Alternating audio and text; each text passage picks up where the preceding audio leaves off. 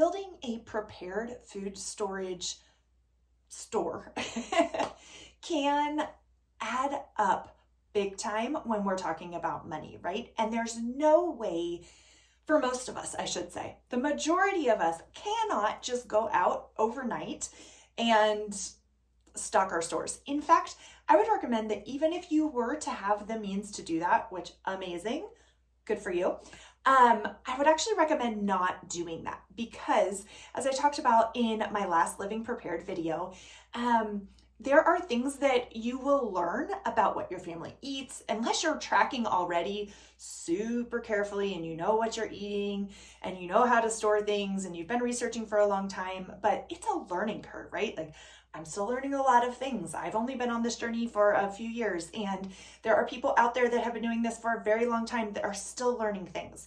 And your situation's changed over the years and all of those things. But I wanted to share with you today a real quick video on what we are doing for our water storage while we are working to build that up, because it can get expensive, right? Not only are you buying the goods and food prices are not what they used to be, but also all of the containers when you're first starting, getting your buckets, getting your mason jars, getting your water storage things, those kind of things take time and take budget. So I want to share with you some things you can do right now for your water store, even if you don't have the means to go buy water storage, because we don't yet have official water storage. But I do have a few jars of water that are canned in glass. So we have some of those, and it's our filtered Berkey water. I've already canned it, so it's ready to drink as is.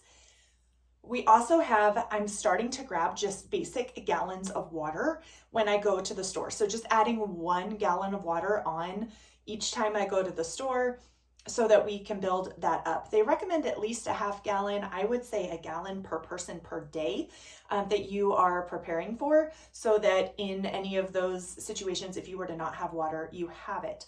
Now, you not only need water for drinking and cooking during any emergency, but you're also going to need water for bathing, for all those kind of things, bathing, flushing toilets, any of that. Lord willing, the toilets would still be functional if you flush them, but it depends on the emergency. So I have started taking containers as we get them emptied. So this is just, for example, an old vinegar container from Costco. And as soon as I emptied the vinegar container, I filled it with regular tap water. And then I labeled it on here, water, not for drinking, and to rotate it by next year. Now, ideally, I'm rotating every 6 months, but if I'm not using it for drinking, a year's probably fine. You're more worried about your containers actually wearing out than the water, something funky if you're not using it for drinking water. Now, if it were an extreme emergency, I could take this, I could boil it, and I could put it through my Berkey, and I would consume it that way if it was an extreme emergency and we didn't have any other drinking water. But I am starting to save water in containers like this.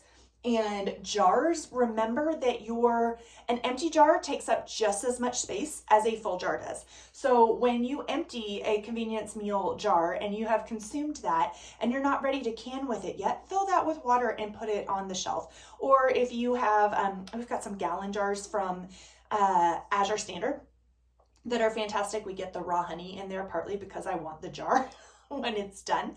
And I wash that out and we use that for different things. Actually, one of them's right here. It's heavy because it's got water glass eggs in it. Here we go. So I used it to water glass our eggs. I know I didn't even take the label off of it right now. Most of them have the label off, but I needed a jar for water glass eggs right away. And so this one came this way. But I have empty ones of these that have water in them as well, so that you have a decent amount of water on hand. Those are things you can do right now that don't cost you any extra money. Use your empty containers. Make sure you label them so you know what they are. Use your extra jars. And friend, don't be discouraged. Don't be overwhelmed by the massive amount of things. Just take the next right step. So until next time, take care, friends. Cheers.